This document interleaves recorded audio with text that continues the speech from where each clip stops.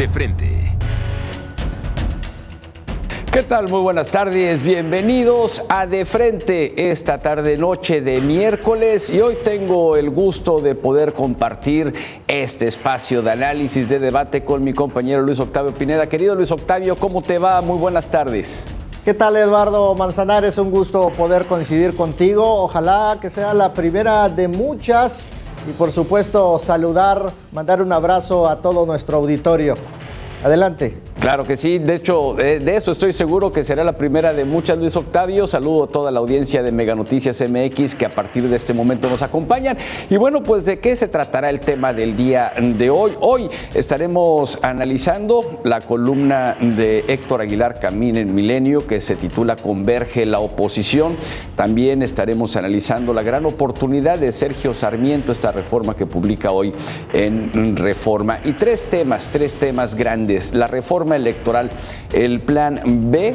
Fue un madruguete lo que se dio la madrugada de hoy en el Congreso, en la Cámara de Diputados. También hablaremos de estos presidenciables y las presidenciables corcholatas destapadas. Y por último, pues un capricho más del presidente, probablemente una línea aérea. Así que Luis Octavio, pues vamos de lleno y en esta columna que presenta Héctor Aguilar Camín en el periódico Milenio, pues habla acerca de cómo la oposición se encuentra en una montaña rusa, pero ha logrado converger en algo. Luego de la marcha del 13 de noviembre, esta marcha ciudadana en defensa del INE, en defensa de la democracia, porque hizo por lo menos, dice Héctor Aguilar Camín, pues le movió lo suficiente al PRI, sobre todo, luego de esa modificación que hicieran a la ley para que se pudiera mantener el ejército en las calles.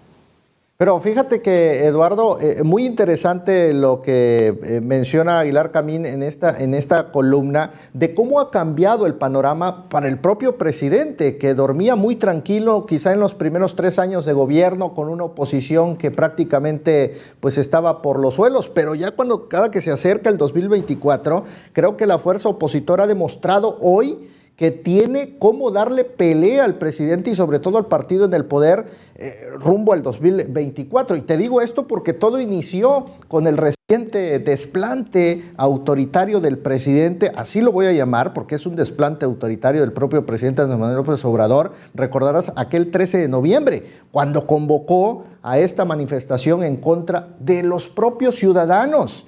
Y todo también comenzó porque el presidente presentó al Congreso pues esta iniciativa de reformas a la Constitución para poder ganar control, porque no hay que decirlo de otra forma, control sobre las autoridades electorales, que esa es la clara finalidad, y disminuirle los presupuestos, que al final de cuentas esta reforma constitucional no pasó, pero sí se logró el plan B tal y como estaba pronosticado. Y ante esta amenaza pues a la democracia, pues 15 días después, recordarás, el 27 de noviembre, tanto organizaciones de la sociedad civil convocaron a esta marcha de protesta en la que se sumaron pues todos los partidos políticos de oposición y ahí vino este tremendo problema para el presidente que hoy ya no duerme tranquilo. Es decir, a todas luces, Andrés Manuel no esperaba que esa marcha fuera lo que, según los organizadores y cientos de miles marcharon en distintas ciudades del país, pues las cifras que alcanzaron, porque siempre desprestigió el presidente cualquier manifestación que fuera en contra. Aquí lo único que perdió pues son los partidos de oposición que se mostraron unidos, que resultaron para ellos ganadores, que anunciaron el rechazo a la pretendida reforma electoral, y Morena pues es prácticamente ya sentado las bases en qué podemos estar alertas rumbo al 2024, Eduardo.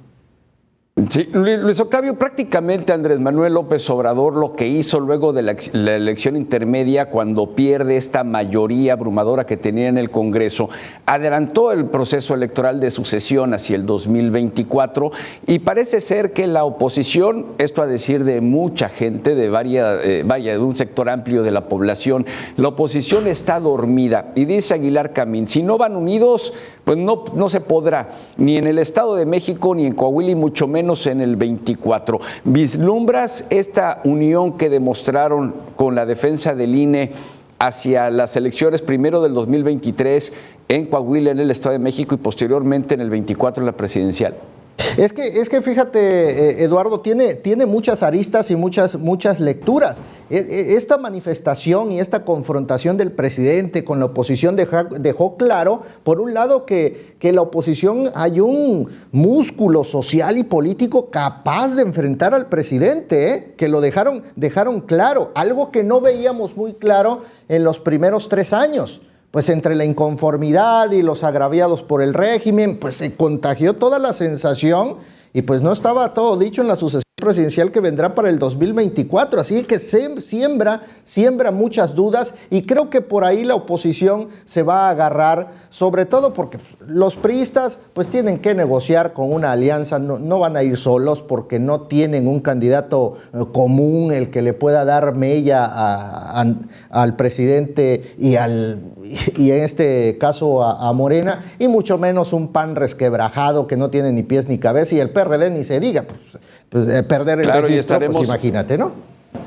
Claro, ¿no? Y Movimiento Ciudadano, que por lo menos Dante Delgado anunció recientemente que irían solos, acusando a que ellos no son los políticos del pasado, cuando Dante Delgado es un político del pasado. Pero bueno, que lo compre, quien no lo conozca. Y fíjate que esta posible alianza rumbo al 2024 va a depender mucho de Movimiento Ciudadano, sobre todo por el crecimiento que ha tenido en diversas entidades del país como Jalisco y Nuevo León. Así es, pero vamos a ver cómo se maneja Pasemos a la siguiente columna, Luis Octavio, esta columna de Sergio Sarmiento en el Reforma, porque hemos vivido grandes crisis económicas en nuestro país en la década de los 80, en la década de los 90, y dice Sergio Sarmiento, México hoy en día no está en una crisis económica, el peso está fuerte, no hay devaluación, el Tratado de Comercio con Canadá y Estados Unidos funciona, no hay crisis económica en México.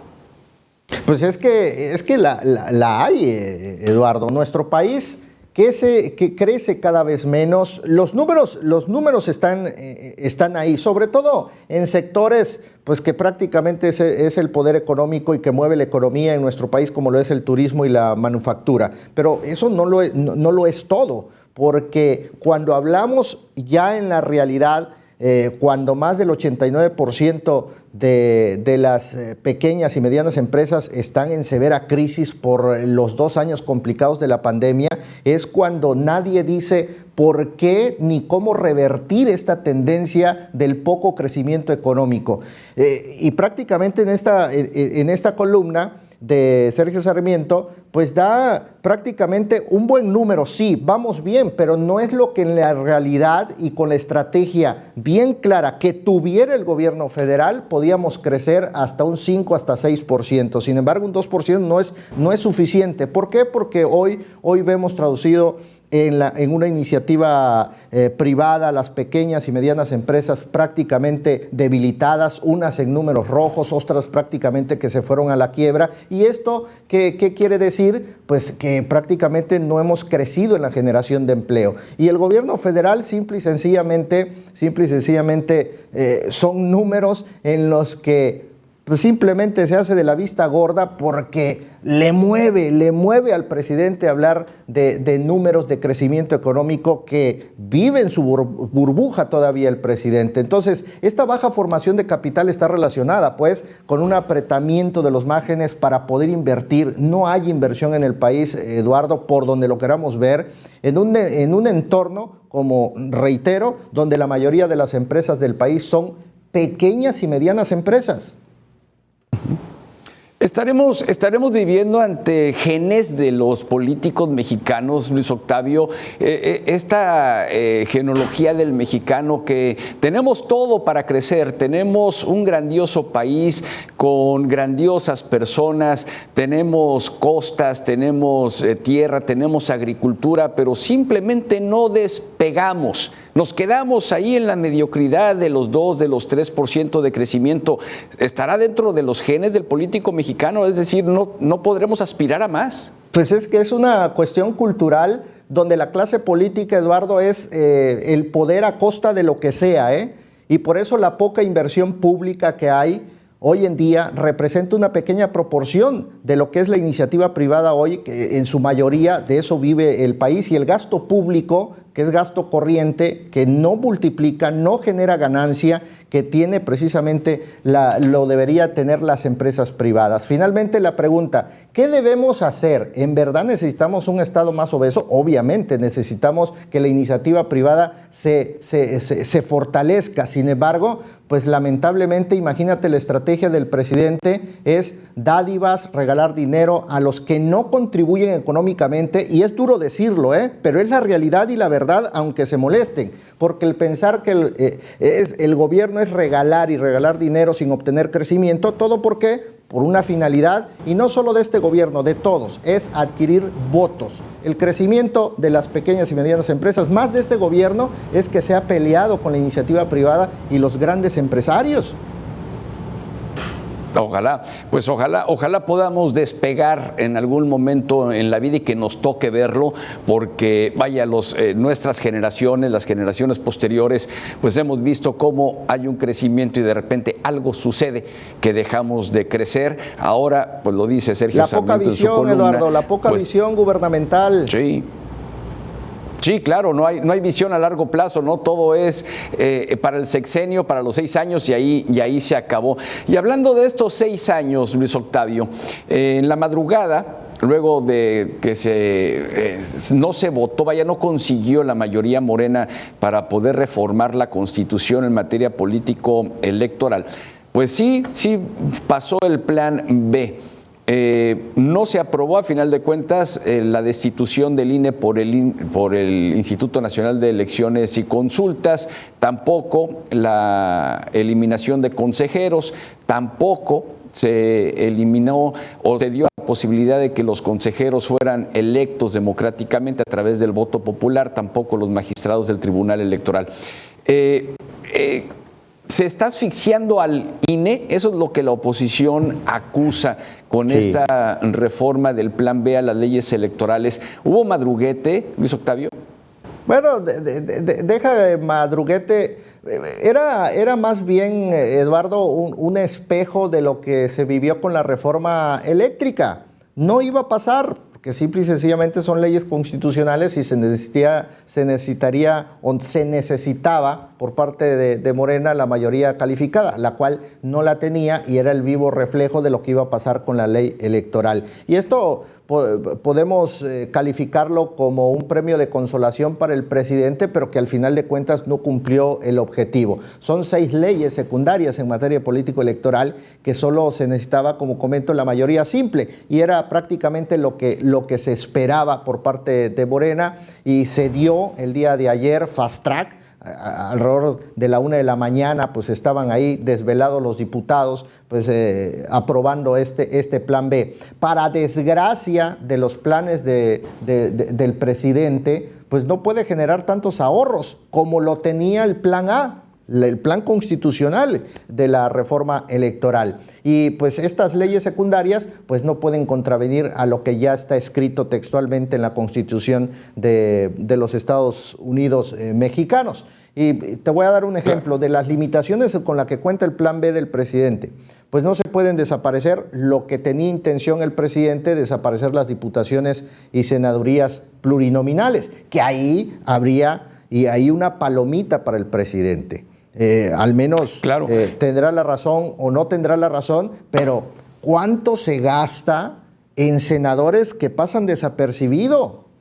Diputados federales que pasan desapercibidos, y lo comenté en otros espacios, era una palomita para el presidente en este sentido, y ahora lamentablemente no podrá reducir la cantidad de legisladores federales ni consejeros también del Instituto Nacional Electoral. Y lo que era el objetivo del presidente, pues se va a cumplir, apretar el presupuesto lo más que se pueda para el Instituto Nacional Electoral para que no pueda operar como venía operando, y sobre todo los órganos electorales locales. Claro, pero vaya, dice el presidente Luis Octavio, la gente quiere que se gaste menos, pero la oposición no quiere que se gaste menos. ¿Ese es el tema realmente? ¿Tiene valor la democracia? ¿Le podemos poner un precio a la democracia en México? No, pues es que ese es el discurso político y populista que siempre ha tenido el presidente, Eduardo. O sea, números más, número menos, no se traduce en beneficio de políticas públicas, de donde venga el recurso ahorro presupuestal, austeridad, como le llama también el propio presidente, pero no se ve traducido en políticas públicas en combate a la inseguridad, en combate a la pobreza extrema. Al contrario, vamos para atrás y en el tema económico. Y sobre todo, también no pasemos por alto el asunto de la fuga de talentos, la inversión en educación, que estamos también muy mal, no se ve traducido. Entonces, de donde venga el recurso, es simple y sencillamente lo que puedo decir es que estos recursos se van a seguir administrando para la propia Secretaría de la Defensa Nacional y para las obras insignia del presidente. Claro. Bien, y dentro de este entramado electoral en el plan A que no pasó, estaba el tema, Luis Octavio, de que los funcionarios públicos, los servidores públicos pudiesen hablar abiertamente de sus campañas electorales o preelectorales, es decir, que el Instituto Nacional Electoral pues no pudiera, digamos, que callarlos o taparles la boca si es que quisieran hablar, tal como ha sucedido ahora con el famoso Es Claudia, de Claudia Sheinbaum, una de las corcholatas destapadas por el propio Andrés Manuel López Obrador y por Morena en general. Sin embargo, el INE le pide a Claudia Sheinbaum que se disculpe y que le pida a la población que no se exprese. Acusan una violación al sexto y el séptimo constitucional que hablan de la libertad de expresión, pero por otro lado, lo que hace el INE, dice, es cumplir con la ley tal cual como está. Y este es el resultado, no sé qué opinas, de que las reformas electorales han sido modificadas conforme al rencor del que pierde una elección. Sí, pues es que, a ver, el Instituto Nacional Electoral está haciendo lo que le establece en la ley y está tomando cartas en este asunto. Es su obligación hacerlo. Aquí el tema es que ni las corcholatas ni el presidente respetan las leyes. Es una misma línea y que trata de decirles, hey, están violando la ley. Y cuando les dicen, prácticamente estás haciendo campaña anticipada, y no porque se los diga la oposición, se molestan, porque cuando le contravienen o le contradicen al presidente es cuando se enoja y se molesta el presidente, cuando está a todas luces, y no necesitamos ser magos para ver que estas tres corcholatas están en plena campaña en cualquier punto del país. Ahora ya comenzaron el dime y direte, sí, pero el Instituto Nacional Electoral está haciendo su trabajo, lo que entra bien, lo que le pone en la ley. Y lastimosamente, pues el presidente trata ahora de inmiscuir junto con sus tres corcholatas, pues lo que tiene que ver. Una cosa es la libertad de expresión, y otra es que como ciudadanos y partidos políticos pues no actúen con responsabilidad como lo están haciendo ahora, y que sus manifestaciones terminen en actos anticipados de campaña como se observa en este momento, y que inclusive hace unos meses en algunas entidades en elección a gubernatura pues iban prácticamente a levantarles la mano, y ahora se molestan. A ver, respeta las leyes, y por eso estamos como estamos, Eduardo, porque no respetamos las leyes ni los que hoy están en el poder, ¿eh? Desde luego, pero acusan, Claudia Sheinbaum ya lo hizo, Adán Augusto ya lo hizo, Marcelo Ebrard también hizo lo propio. El que dicen es que esto es espontáneo de la gente, no se están ocupando recursos públicos. ¿Se les cree? No, pues si tú les crees, Eduardo, no, imagínate. Pero pues es un claro ejemplo de favorecer uno a otro, a sus tres corcholatas. El propio presidente como ha impulsado toda esta situación, y que al momento que él viola los reglamentos y las leyes, y que está en su obligación el Instituto Nacional Electoral, les puede decir, hey, estás haciendo actos de campaña. Y ahora, este plan B, pues ahora simple y sencillamente van a ser amonestados, más no como estipulaba el reglamento de incluso no permitirles el registro. O sea, todo va encaminado a beneficio propio del partido que hoy está en el poder. Y aunque les moleste, pero eso es la realidad. Claro. Y bien, y por último, pasamos al último tema que se ha pasado el tiempo como agua entre las manos, Luis Octavio. El anuncio que hace ayer Andrés Manuel López Obrador, por fin ya de una nueva línea aérea, y ahora administrada por el Ejército Mexicano, por la Secretaría de la Defensa Nacional, que se une a esta empresa creada para administrar el Tren Maya y el aeropuerto Felipe Ángeles. Sin embargo, faltaría modificar el artículo 9 de la Ley de Aviación Civil, por ejemplo, cumplir con todos los requisitos que pone la Secretaría de Comunicaciones y Transportes, en fin. ¿Es otro capricho? ¿Necesita México una línea aérea del Estado mexicano administrada por el Ejército para mover más pasajeros? Hay otras cosas más importantes que resolver y cosa que no se ha hecho en 4 años, Eduardo. Este plan de gobierno de Andrés Manuel de abrir una nueva aerolínea manejada por la propia Secretaría de la Defensa Nacional, a él también le molesta el decir, estás militarizando al país, solo le falta encender el árbol de Navidad a la Sedena.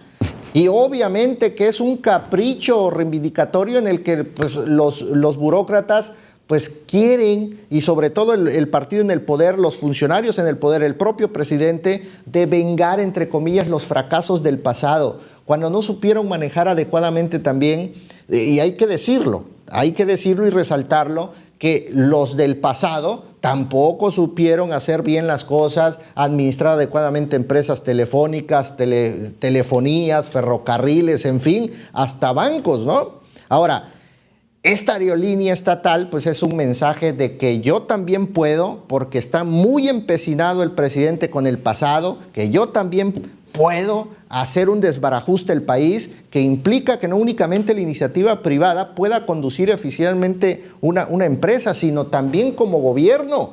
Pero tenemos cuántos niveles de inseguridad, de salud, de educación, tantos pendientes en el país, Eduardo, como para poder enfocarse a la creación de una nueva aerolínea. Ahora, puede entrar y va a entrar, pero los desafíos son grandes. Desafío financiero, ¿no? Claro, el operativo. ¿Tienes la capacidad de operación? Lo competitivo. Claro, en fin. Claro, todavía no hay ni siquiera un plan financiero, o sea, todavía no lo tienen claro, no sabe cuánto costaría. Es más, no está ni siquiera en el presupuesto de egresos del 2023 que ya lo autorizó el Congreso, Luis Octavio. Sí, y el presidente sigue asociando la idea de que la justicia social se puede alcanzar por la vía de servicios que debe ofrecer el propio gobierno. Por eso las dádivas, los programas sociales, el regalar dinero. Y muchos se molestan cuando decimos, ¿por qué no se inversión en el tema de la iniciativa privada, la economía, para generar mayor empleo? Pero no solo generar miles y millones de empleos, sino que sean decenas de empleos, pero bien remunerados. Y continúa con esta confusión el propio presidente de que respecto a que el valor que en la sociedad tienen las empresas privadas, persiste pues todavía la descalificación y la generación de utilidades financieras que obviamente no tenemos esa utilidad hoy en día, y ojalá que el propio presidente pues abra su aerolínea y no termine, porque es lo más seguro, va a terminar como el gas bienestar. Imagínate, ¿no? La gasera justiciera, como le llamó el propio presidente también, y bueno, y otros proyectos sexenales. Se va a cumplir el capricho entonces, Luis Octavio.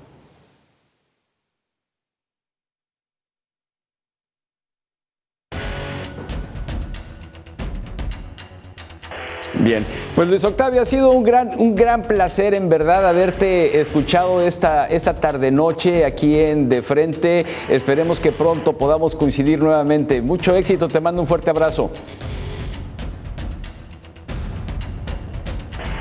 Claro que sí, un privilegio, Luis Octavio Pineda, compañero periodista de Mega Noticias. Y bueno, pues yo le agradezco el que nos haya acompañado esta tarde-noche aquí en De Frente a Luis Octavio Pineda, un servidor, Eduardo Manzanera Retán. Los dejo con la información, con lo más relevante de nuestro acontecer de hoy, con mi compañera Joely Ramírez. Joely, muy buenas noches, ¿qué nos presentas hoy? ¿Qué tal, Lalo? Un gusto saludarte. Vamos a platicar de estos temas de salud que están inquietando a la gente, no solamente en Durango por los casos de meningitis o los casos de parálisis facial en Guanajuato, sino a nivel nacional. ¿Qué está pasando en el sector privado de la salud, de los hospitales donde pagamos y por supuesto en el sector público? ¿Por qué la situación parece que está en terapia intensiva y que se sigue degradando estado por estado, mes con mes? Bien, estaremos muy atentos, Joely. Un fuerte abrazo. Igualmente, vamos a hacer una muy breve pausa. Volvemos.